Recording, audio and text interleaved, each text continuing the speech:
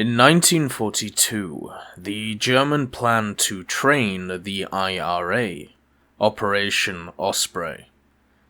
Ireland was again in the Aberver's sights as German intelligence planned for the possibility of an invasion of the Free State by US forces stationed in the north. Aberver chief Wilhelm Canaris had lost his patience with all things Irish even before the abandonment of Operation Whale, but the Emerald Isle's strategic possibilities still seemed too great to overlook.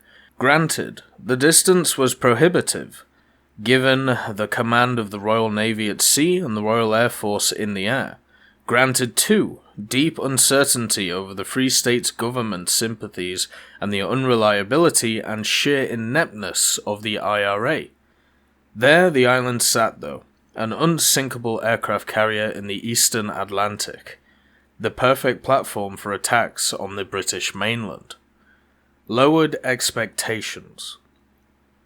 By 1942, any invasion plans were on the back burner. Even a renewal of the Blitz seemed unlikely any time soon, so Hitler's concern, when he heard that several thousand US troops had just been stationed in Belfast, was that they were there with the object of invading the Free States and setting up bases there. This bothered him, not because it would thwart his own plans to invade Ireland as a stepping stone to British conquest, but because the availability of support for Allied shipping from bases on the west coast would immediately alter the balance in the Battle of the Atlantic, now at its height. 100 heroes. SS Brigade Führer Walter Schellenberg was given responsibility for Osprey. The plan was for crack commandos to be recruited as volunteers. Almost 100 young men responded to the call. Already elite fighters, they were given extra training in everything from sabotage to language skills. The idea was that they would be infiltrated into Ireland to make ready resistance, in case the Allied invasion came. Special attention was given to the use of the kind of British-made weaponry likely to be available to Irish partisans, who, it was expected, would be drawn from the regular Free State Army as well as from the IRA. Taking charge. The logic underlying Osprey differs significantly from that behind either of its obvious predecessors, Operations Whale or Sea Eagle.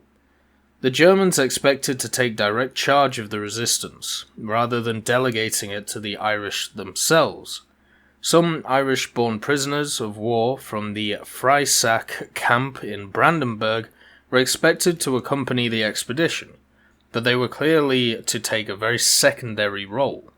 That this was the case perhaps confirms the sense we have that the material produced by the program had been disappointing. Freisack's graduates were Irishmen who had first joined the British and then gone over to the Germans. Turncoats twice over, some would say.